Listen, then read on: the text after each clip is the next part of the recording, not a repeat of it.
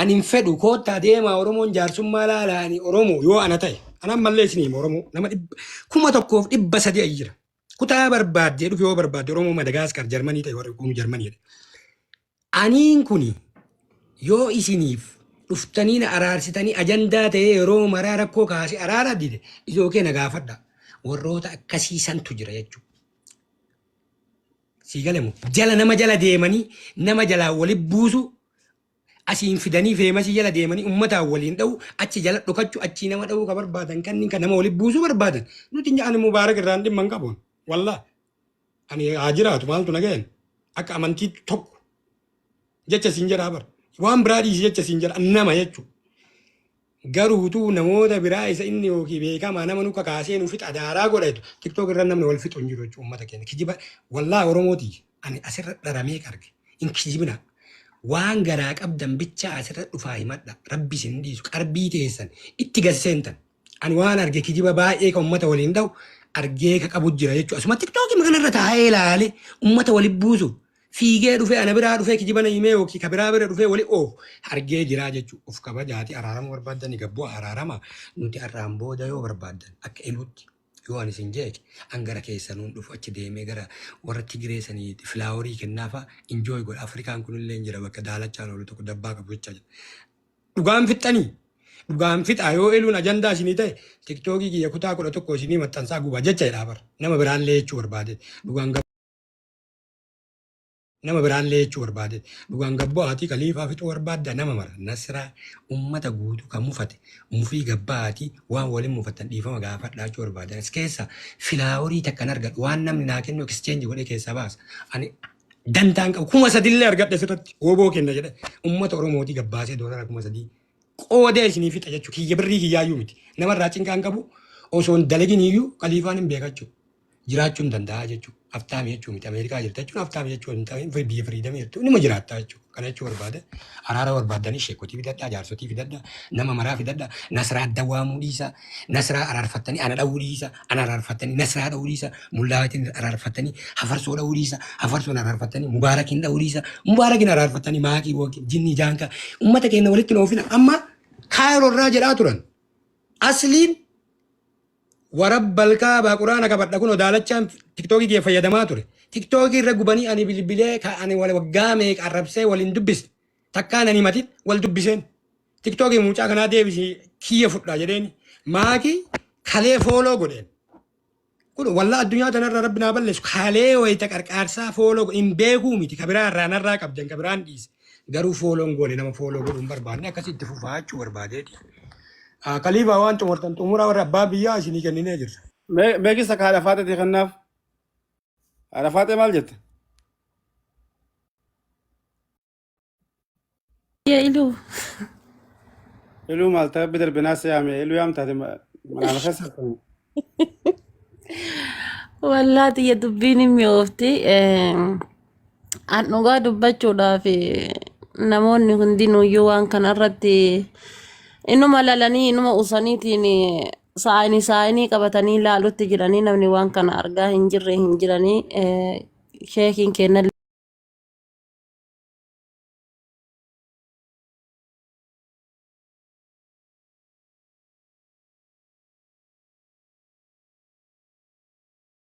qeesiin kennallee namoonni gurguddaanillee inuma laalutti jiranii waan kana ilaa yoomititti akka laalan hin beeku. Garuu dubbima takkayyuu abbama fedhe haa ta'u nama dhuunfaas ta'ee homa kaminuyyuu yoo dubbatan osoo miidiyaa irraa lafatti gadi bu'anii guruppii zuumiidhaan yookaan ammoo gara keessaatiin dubbatanii waan kana furmaata itti ilaalaniiti anis kan itti gammadu araarumatti gammada ama fedhellee yoo ta'e jechuudha. Asirratti hadha waan fedhellee yoo ta'e namni eebii walii wassaaxilaa guddaan salphataa diqqaan salphataa giiftaroonnis asirratti maaf akkas ta'an jedhamaatiin asirratti wantoota tokko gisee irratti wanna jedhamu.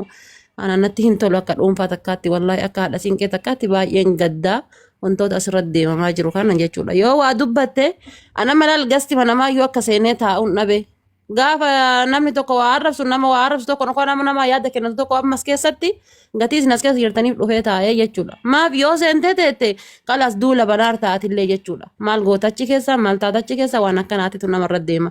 Gastii nama tokko seentee taa'uu hin dandeessu. Koomentii barreessuu hin dandeessu. Mushkilaa guddaadha jechuudha.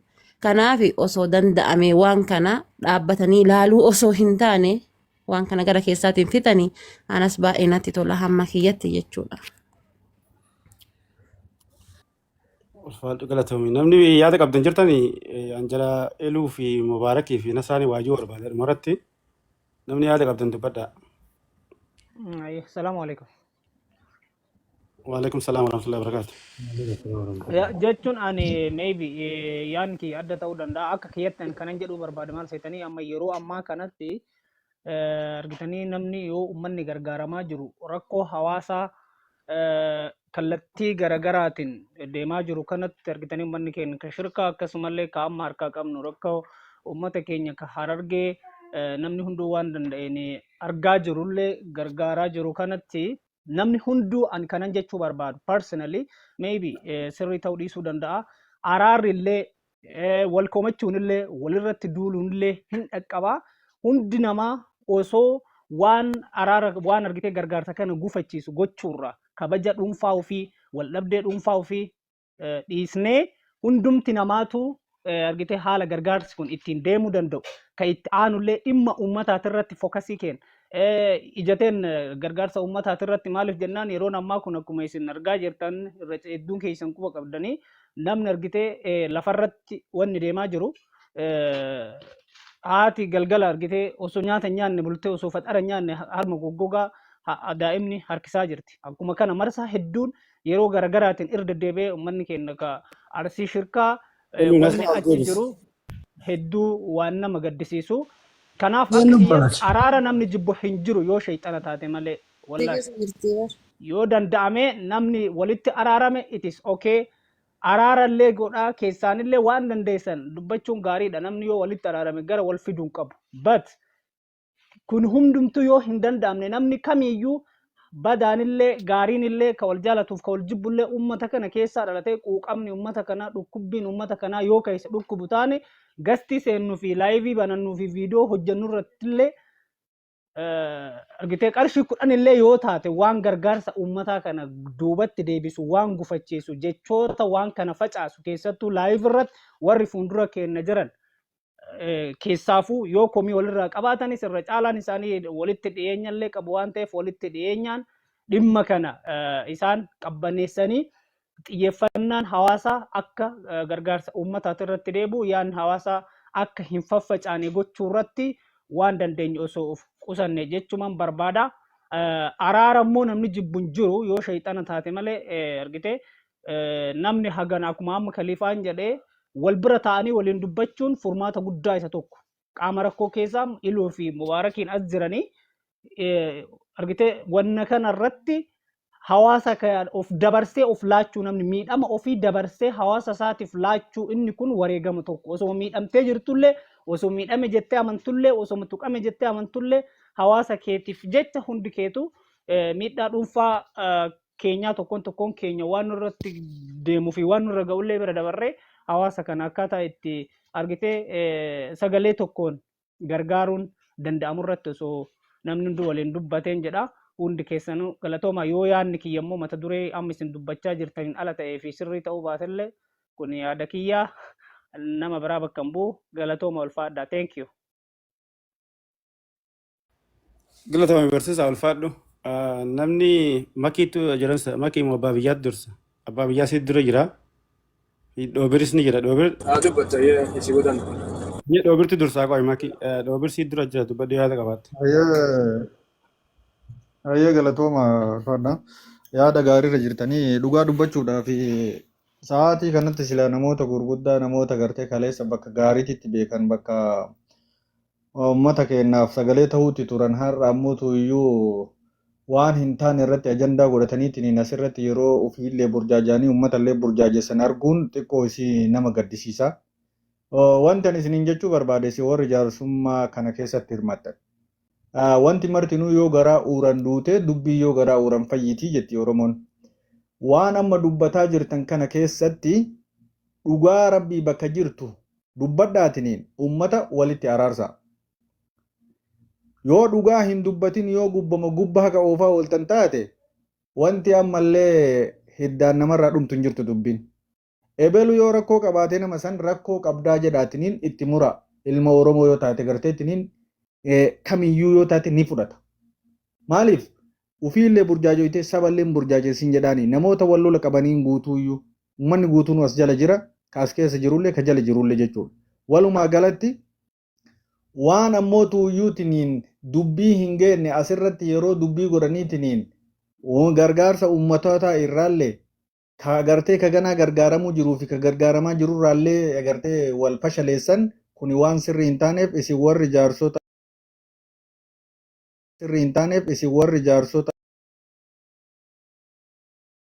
warri waa walitti araarsuudhaaf deemtan dhugaa itti himaatin yoo asirratti illee hin ta'in keessaan itti himaatiniin uummata kana uummata illee burjaajessinaa ofiillee burjaajayinaa dhaabbadhaatiniin uummata kana akka gargaaramu godhaa jedhaanitiniin ifaan ifatti itti himaa isiniin jechuudhaamsa barbaade. Garuu yoo ammoo gubbaa himtanii ati badiin qabdu belullee badiin qabu kana kunillee wayita nama bira gahe nama badiin qabne ta'e sunillee wayita nama bira gahe ka badii hin qabne ta'e akkanatti araarri dhufu. Badii bakka jirtutti ciibsaniitiniin bakka isiin itti ciibte san irratti dhugaa fudhachiisanii akka lammataas deebi'aniitiniin uummata garteetiniin hin burjaajessinetti ifaan ifa itti himuun murteessaadha isiniin jechuudha. Itti fufaa. Irratoo morfadha. Itti fufaa warri itti fuftan. Baay'ee ulfaadhu abbaa biyyaa yookaan maakii abbaa biyyaa maakiidhaa dabarsitee waan dubbattu hin qabanne maakii hin taa'amtu. Abbaa biyyaa waa jedhime. Moo diraabii godhaarte. Maakiin haa dubbatu. Uummata kabajamaa akkam jirtanii duraan dursuun maal irratti akka wal mari'ataa jirtanis hin beeku. Sheer natti goonaan hin dhufe.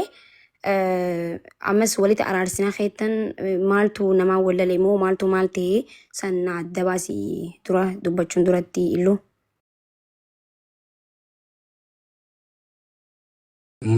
Ani ajandaan kiyya namni kamana ol duude arge ani waan inni rifadhee yoo namni akkasumas ol duudeedhe. Har'a manni kee guddata maashaallah warri laayifii fedhan hin fedhullee wallaahi namuun fedhan. Faranjii walii wal janaajjanuu naa wayya tiktook irra nama lamaanii. Ani waanuma tiktook irra deemu kaase waan irra taa'aa ture laayifii irratti waan namni haasaa ture waa'ee keetiillee keessa oolchee kaasee irra mufii keellee. Anillee mufii keessanni anillee mufadhee haasawaa kanneen keessa oolchaa ture. Kanneen haasawaa waan sirrii hin ta'in waan dogoggoroota laayifii irra uumamaa ture Oromoo wal kabajuu qaba. Waliif abboomuu qaba, wal dhagahuu qaba, feemasiin xiqqaa dhagahuu qaba, geemarii, giiftarii dhagahuu qaba, giiftarii, geemarii dhagahuu qaba, Ameerikaan, Yamanii dhagahuu qaba, Yamanii, Itoophiyaa dhagahuu qaba, Itoophiyaan Dubaay, Suudi Arabiyaa wal dhageenne akka duriitti waliin deemuu qabna. Maakiillee mufii kaasaa turte waan san keessa wal kaliifa hin didin dhiise. Aaraa turte jechuudha. Anuu wallaahi aare. Ammallee isinitti hima. Dhageeffadhu. Kireeditii maakii dhagaa boo mi'uutu wadda manni dhumaa jaalattee jibbite ana raggeefillee miti maakiillee hin dubbisu manni dhumaa mana maakiitiiti goolabamee sheekkotiin dhuftee fudhatuu qabdi malee kaleen dhukkubdee qarqaar nutu kenne maakiin fakkeenyaaf birrii wayii kennite nama biraattu kenne garuu achirra teettee viidiyoo dalaydee waan san qopheessite qophiidhaa bara fakkeenyaaf mubaarak abbaa miskiinaa maa jedhan mubaarak birrii guurre san kennuu osoo hin ta'in illee hin kennan hin jenne hin beeka kenni kennu. Argaa ture birrii guddaallee kenna nama diyaaspooraa walitti illee waan inni mana banee qopheesseef waan san kireeditii kennaniif jechuudha. Warra achirra jiru sana caalaa eenyu kennan isaa kennan. Mucayyoo tana qarqaartee achi teettee intala durbaati maaliif mana isii gaafatee kana irraa guuranii mana biraa irra deddeemuun annaaf hin galle. Mana santuu rakkoo qabamu. Giftara jirutu sirriin ta'e kalifa ageeffadhu please kalifa. Ageeffadhu please. Nama kaduroo du'e awwaalammoo kabooda du'e awwaalan. Okay sunillee kalifa nu sirraa'uu qaba hawaasa. Ammani sirraa ajandaa tokkosii nama afur seenuu dadhabee dhiise maakiin nan argine malee isinii himaa ture. Maakiin mana ofii waan jirtuuf noo qarqaarsi mana kiyya haa ta'u jechuu hin dandeettu. Silaa jechuun maaliif haqa irraa qabdi sila isin saalfattee yoo isin callifte isin irraa fuutanii bakka biraa isin rakkooyyuu hin qabdu jookee mana mubaarake shangodhi ammallee kaasilitti shangodhi yoo barbaaddeen mana yoonii maanyaatti yoo birrii nuu kenna shangodhi dhuma du'aayi mana isiitti dhumate waan kana isi qopheessa jedhi goola biif maasi jibbisiisa isin intala abiyyiiti moo intala garii dhufte. Namni rakkoo dhuunfaan irraa qabu haa qabaatu dhiisi. Kaliifaa namatti hin dubbatin. Kaliifaa nama. Maki dhiisi. Maaki. Ilu Khalifa kabul qoyaame. keessa jira amma Isuma waama bar dubbee afaan keessa walitti araartan Maki qoya. Khalifa. Maaki ana dubbataa jira. Kanaaf hin dhumne ani ilu kanaaf hin dhumne ani ajandaa gara garatti godhe malee ani dhimma keetiif hin dhufe malee dhimma gargaarsaa dhimma gargaarsaa abbaan barbaade achitti godhu ani hin beeku dheengadda humnaan natti kenname ani fedhu jennaan Mubaaraki. humnaan natti kenname laa ilu No, sii miti. haqa dubbat Sii miti. Naa ana godhaa. humnaan natti kenname No, Inni sii maali miti. yaa keessatti lolaa turtanii. Ka jedhee Mubaarak naa godhaa maakiin achi godhaa osoo hin ta'in warra jala fiigee seena goosisee jechuu barbaadu. kabajeen cal jedhaala. Dhagahi Mubaarak si ammallee dubbii dogoggoraa dhiisi Mubaarak situ jedhee asin naa godhaa jedhee hin jenneen nan dogoggorsiisin. Warra seenee mucayyoo dura dhaabbatee asi godhaa jedheeni saalfachiise mana irraa jijjiiree isii qarqaarte fuudhee mana isii yoo xiqqaate eenyuu gaditti ilaalamti maakiin. Eenyuu gadi qabsooytellee wanni sunuyyuu wallaahi billaa yoo dubbaa dubban.